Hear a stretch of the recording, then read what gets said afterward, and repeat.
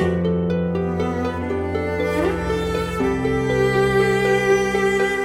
we're going to demonstrate how to bake a good bread. Now, bread is the staff of life, and people make such a fuss about bread, and some people want to bake every ingredient that is necessary for survival into a bread. A bread doesn't have to contain everything that you need. A bread should become part of a balanced lifestyle. Now, the type of bread that we buy in the stores today is mostly unfit for processing. They have so many additives in what they call bread improvers, which might improve the pockets of those who bake the bread, but certainly do nothing for your health. Because these bread improvers make the bread exceedingly light, so that you can actually take one loaf and compress it into one sandwich. So a good bread should provide not only nutrition, but a good bread should make everything flow in your body. It should help you with the motility of your stomach. Now, if you take any flour, here I have some rye flour, and here is a packet of Eureka Mills rye flour, non-GM, and this is stone ground flour. And here I have some brown bread flour.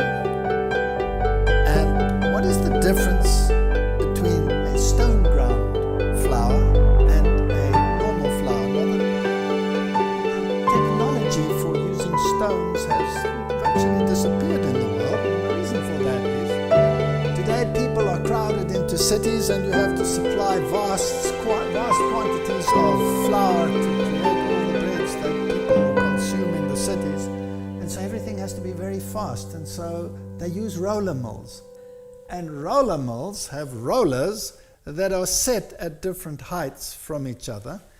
And as they put the grain in, the first rollers crack off the bran, and the bran comes down in one big pile and is whisked away.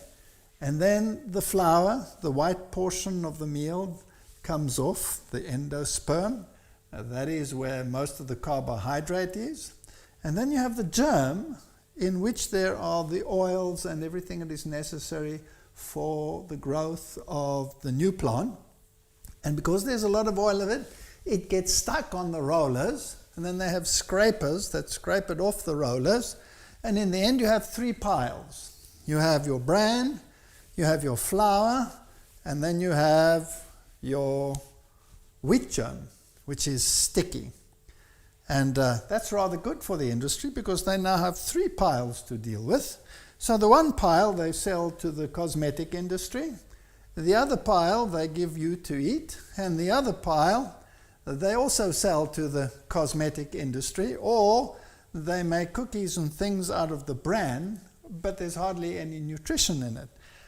What the flour really should consist of is all of those components well mixed in, and that's what a stone ground flour is, because the stones grind it all together, and everything that was originally there is still there.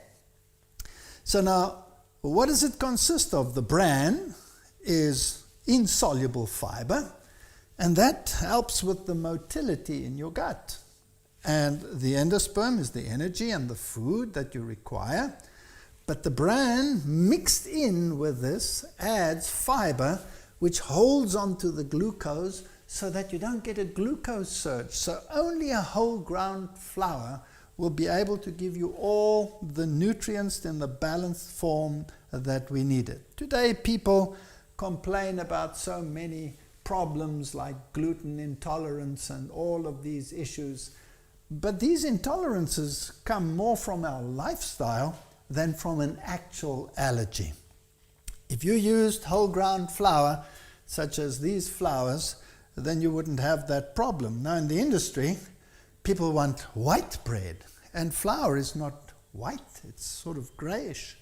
And so you need to change that. So they bleach the flour with bleaching agents which add more toxins to the flour. And then they add preservatives and improvers, which totally violate the laws of nature. So this particular one here, it says no additives, no preservatives, no bleaching, no nothing. What's in there is what was in the grain in the first place. So now let's demonstrate a very simple bread. And here's a rule of thumb. The simpler the bread, the better it bakes, the better it looks, and the lighter it is. The more things you add in, the more complicated it becomes, the more dense it becomes. And in the end, you can bake a solid brick, which is good for building houses, but not necessarily good for human consumption. So now, seeing that we are dealing with an international audience, we will use various measures, and one that's pretty universal is a cup measure. Now, for a simple bread that will make 2 loaves, you need, in kilograms, 1 kilogram of flour.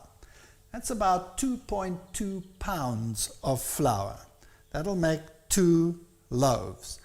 But if you do not have a scale, then you can use a cup, and it'll be about 7 cups of flour.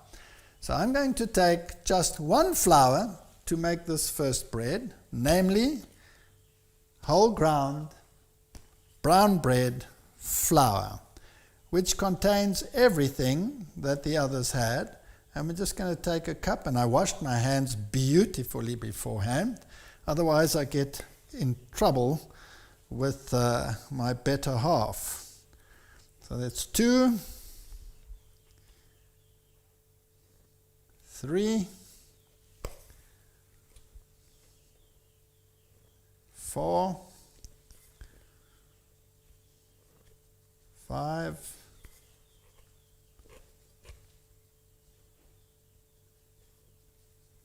6, 7. That's about 1 kilogram of flour. Now, if you're fussy like me, then you would like to use the wet yeast. But to make matters simple, you can also use just ordinary dry yeast. You need 1 packet, which is enough for 2 loaves of bread.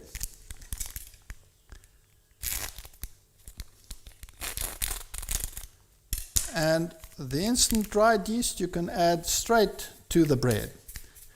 Now, if you're using the real stuff, the wet one, then you mix it, you put it in a little bowl, you add a little bit of flour, and you add a little bit of something sweet like honey or even sugar, and you let it first bubble, and then when you see that it's really nice and active, well, then you use that. But this will work just fine. So 1 packet of yeast, and then we need some salt. I'm using sea salt. You can use Himalayan salt. Don't use salt that is not all the elements. So we use sea salt or Himalayan salt. 1 tablespoon will be just fine. It sounds like a lot, but remember that this is going to make a lot more than what meets the eye. And then we'll mix the flour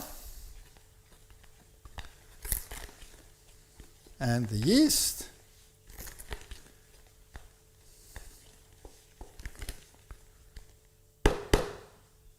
And then you need 900 milliliters of water, and that's approximately just under 4 cups, 3.5 cups. And it needs to be lukewarm water, which we've already warmed up here.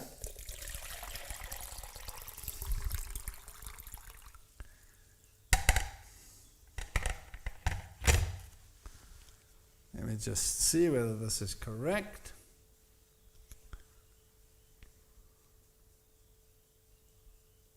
Yep, that's 900.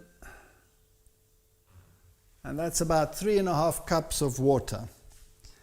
Now, in order to make this yeast happy, the flour itself can make the yeast happy, but to make it even happier, you can add something sweet. It can be anything. It can be a teaspoon of sugar. It can be a teaspoon of honey. And if you want a little bit of color, if you're making a brown bread, then a good idea is to take some crude blackstrap molasses. And what I will do is I'll just take 1 tablespoon of that, and I'll mix it with the water.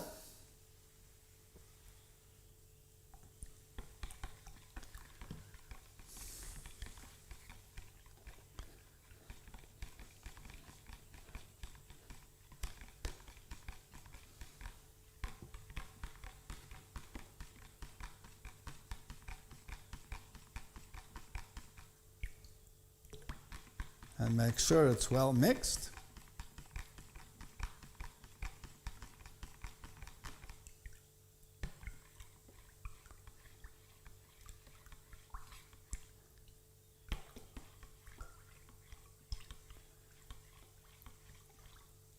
There we go. Now, what do we have in here? All we have in here is the flour and a little bit of salt and the yeast. Now, if you want to add something more, some amigas, then you can add some ground linseed, which is an excellent idea, to add some linseed, but it's not necessary. If you don't have any, it doesn't matter. Won't make any difference. But the ground linseed will give you more of the fibers to help you with your digestive processes, and it will also give you the omegas that you require. So it's an excellent additive, and you can add about 2 or 3 tablespoons of that, and that should make it just a little bit more interesting. And then if you have a machine, you can mix this in a machine, but we want to do it the old-fashioned way, which is far more fun. And it takes some elbow grease, so ladies, train your husbands to do this, and if they don't want to do it properly, train them again. Now, I'm not going to put in all the water because I want to make sure that the texture is right, because not all flours are exactly the same. Some absorb more and some absorb less, and so it depends on your flour.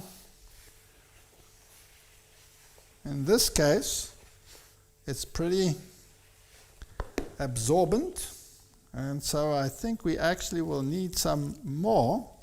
You can add more, and I'll show you the texture in a moment. I'm actually going to add about 1 liter of water, so I'm going to take some more water.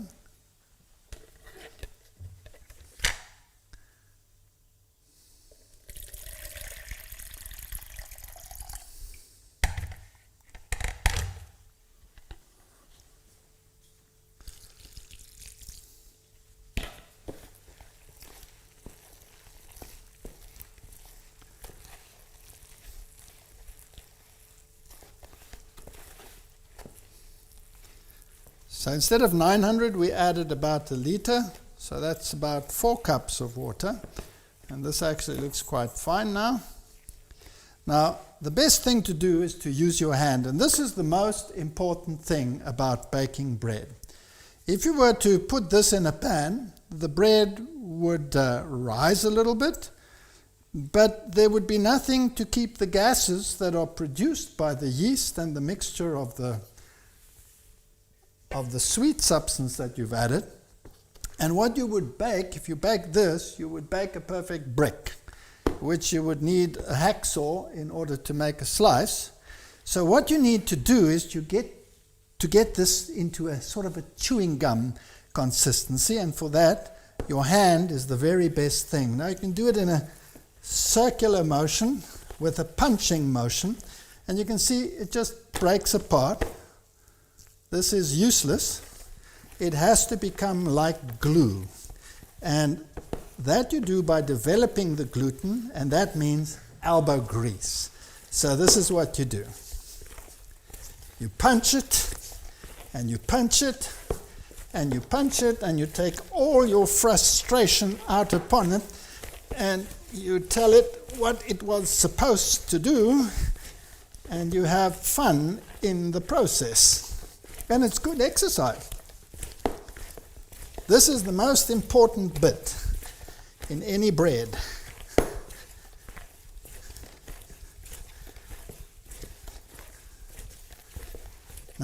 as we continue and add in the sides, you will see a change taking place. You can see it's getting gooier, but it's not nearly gooey enough. If I take a piece and I lift it out and it comes out like that, it's not right. So you keep on mixing, you keep on mixing.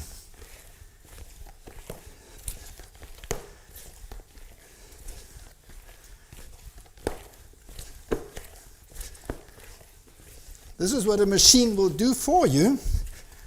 Why should a machine be so lucky to get all the exercise if you can get it?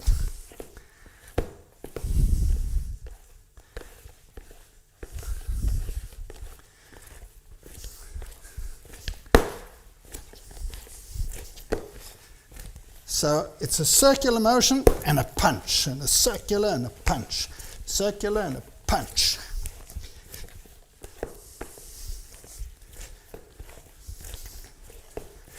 And now you can see it changing. Can you see it's getting more and more gooey? And you can do this for about 4 minutes.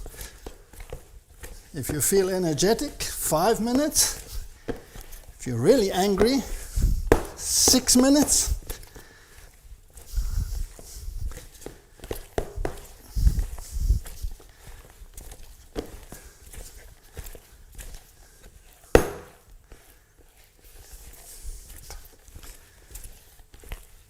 Now I'll show you a difference. If I now take a handful and I lift it up, I lift up the bowl. I couldn't do that before, so this is now like chewing gum. And that's what you want. Because now if the yeast starts working and makes bubbles, it can't go anywhere.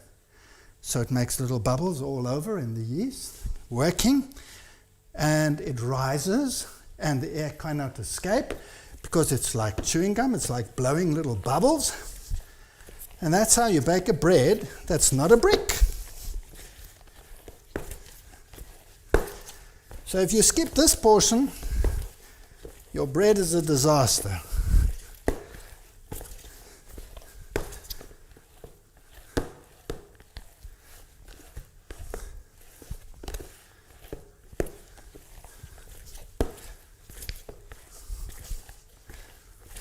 Now one can overdo it. So one doesn't want to do it too much, but certainly it must have this consistency.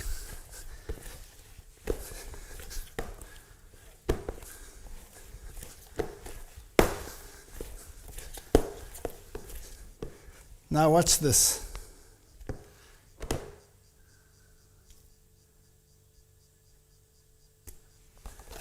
That's what it must look like. And it must make sort of these chewing gummy, bubble gummy effects.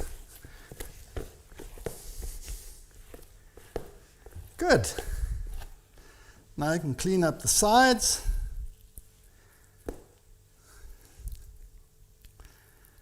And if it's brown bread flour, it washes off very easily under the tap. If it's a more dense flour, well, then it takes a little bit more time to get it all off.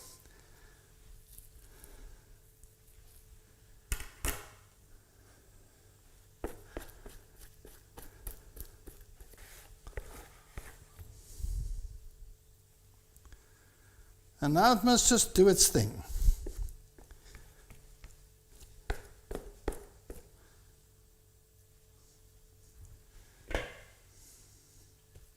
So that's what it looks like.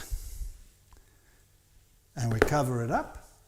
And we leave it to rise at least double this size. And then we'll continue with the process. Well, I think our brown bread has risen. It's now roughly double the size that it was. So now we can punch it down again. And then we can put it in a greased pan. You can use spray and cook, which is spray, which is a lecithin spray. That is fine. Or you could use a little bit of olive oil and just smear the pans. And in order to not have it stick to your hand, I'm just going to use some lukewarm water and put my hand in it and punch it down. It's very nice and fluffy now. Can you see? Nice and fluffy. That's what it must look like. And just roll it gently down. And if you keep your hand wet, then it doesn't stick to your hand.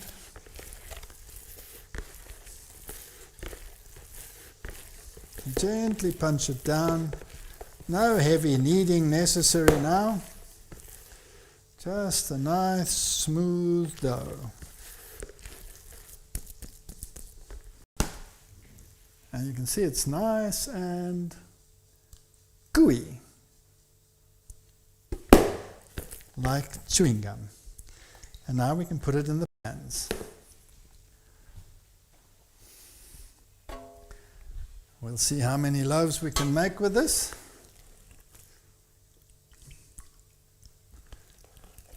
I'll just pinch it in half.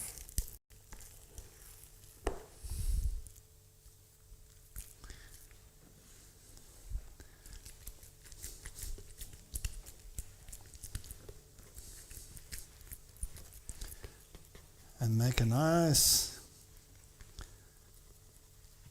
little dome in the middle, like that.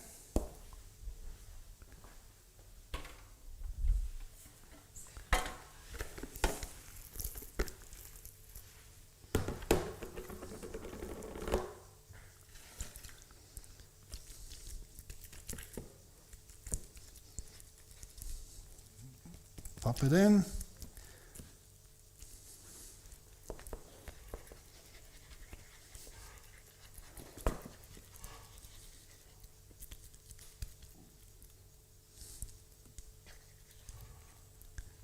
There we go. So it made 2 loaves, and these must rise again until they're nice and high. And if you want to, you could put some seeds on it, and you can be fancy. You can put some poppy seeds on there and some sunflower seeds, etc. But we're just going to make a plain brown bread. So this is very simple. All that's in there is brown bread flour. It doesn't have any other flours or anything. It has a little bit of linseed, ground linseed, to give you some omegas and a few more interesting components to help your digestive system. And very simple, very easy to make. But the trick is in the kneading and in the waiting.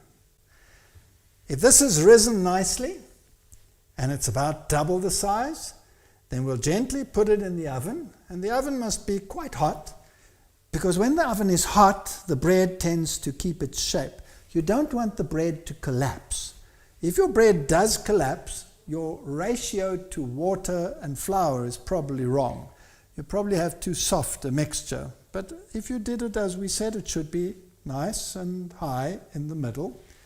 And you pop it in at 220 degrees centigrade. That's about 420 degrees Fahrenheit. That's very hot. And then after about 5 or 10 minutes, you lower the temperature to 200 degrees centigrade, which is about 400 degrees Fahrenheit. And then you bake it for about 50 minutes if the loaf is about this size. So we'll cover these up and put them in a nice warm place to allow them to rise. Well, our bread has risen beautifully. You can see this one has climbed well out over the top, and it was half in the pan. This one doesn't look quite so high, but it had less dough, so it'll still rise a little bit in the oven, and this should be fine. So we are now going to pop them into a nice hot oven at 225 degrees for the first few minutes.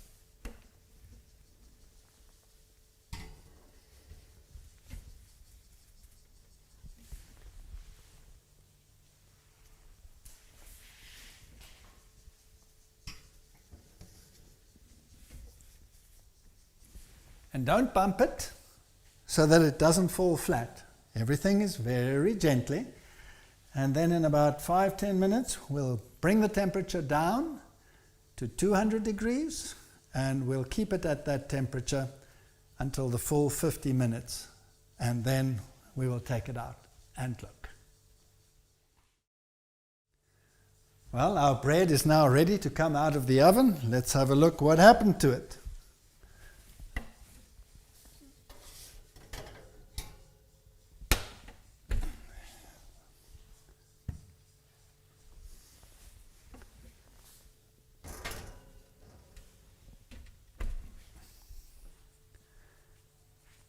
Excellent. Now when you look at this little bread here, you can see that it's nice and round, which means that the ratio of the mixture, the water and the flour, is perfect. Now if your bread is not round like this and it's making a dent at the top, there are a number of possibilities. Number one, it could be that you put it in the oven and you banged the door and then it dropped, or somebody put a heavy draft on it. That could make a bread fall. But the most likely reason is that you have too much water in your mixture.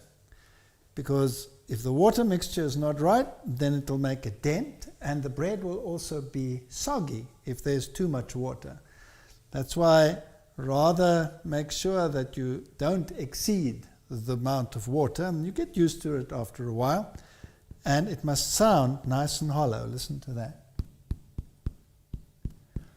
I will let it sweat in the pan a little bit, a couple of minutes, 3 or 4, and then we'll take them out of the pan. Well, our bread has been sweating for a couple of minutes. I just want to make sure that it's nice and loose.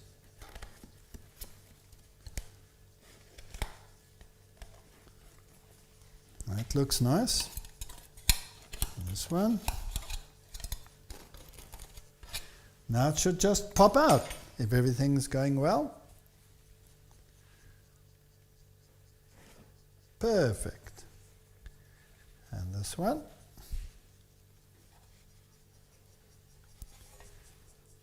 Now let me show you this bread. It's perfectly round. It's nice and baked. And now it needs to cool down, and it needs to be in a place where it can actually dry out the outside. So we'll just cover it with a cloth, and we'll leave it until it's cool, and then it should be perfect. Thank you. Well, now that the bread has cooled down, the proof of the pudding is in the texture. So I'm going to cut a slice and show you what it should look like, and hopefully will look like.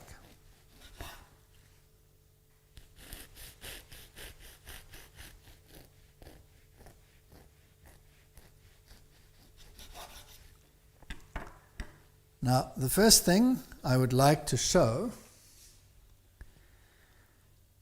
is the texture. You can see all these little bubbles in here, which means that the bread has risen properly, and it's light, and it will be a sweet loaf. And that's what loaves should be like. They should be light, and they should have a natural sweetness. Now, when you buy bread in the stores, when you bend it, they break because they are brittle, because the gluten hasn't been developed and all the factors that need to be in there are not present. Now, if we look at the texture of this one, you can see how pliable it is. It doesn't break. You can smear it. This is, even if I say so myself, perfect. And if you have bread like this on a regular basis, it will keep your gut regular, you will stay healthy, and you will feel a different person. There's a lot of religion in a good bread.